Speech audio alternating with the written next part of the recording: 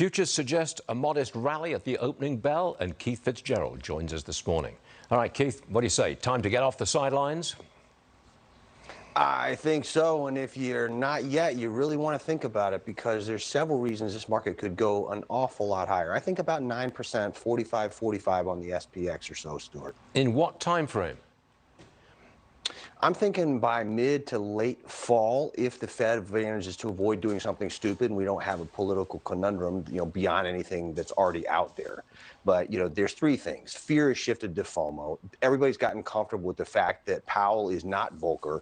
And tech earnings, big tech in particular, has created pull rather than push. So there's a lot of catching up to do, and not just from the retail investors either, but from the institutionals who got caught completely flat-footed coming into the summer rally. So what are you buying right now? What will you buy today?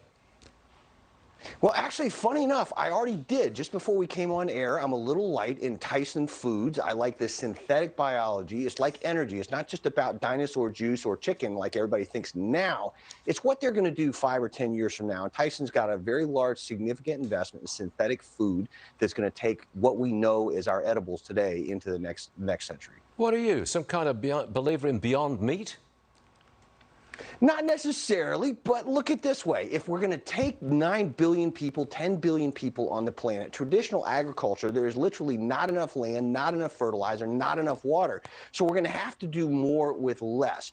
And what we're going to see is more nutritious glop that tastes better than any glop we've seen before. So it's going to go way beyond fake meat. It's going to be real solid stuff at a fraction of the cost. Whatever you say, but tell me this. Why do you want to avoid Meta like the plague? This is an interesting one. Number one, as you know, I don't invest in CEOs that lack a moral compass. That's my personal view on Mr. Zuckerberg. I haven't met him, so I haven't looked him in the eye and had that discussion. However, there's a lawsuit that was filed, I think in Colorado, that specifically alleges the algorithms are knowingly and deliberately inflicting addictive behavior upon adolescent pre-prepared minds. If that case presses forward, and I think Meta is going to do everything they can to settle it, if it presses forward, it completely changes the landscape because it will paint a very nasty picture of Facebook in all its senior management and all its behavior. So I won't touch that stock, period, because this one could be a game changer. All right, Keith, we hear you. Thanks very much indeed. The market has now opened on this Monday, August the 8th.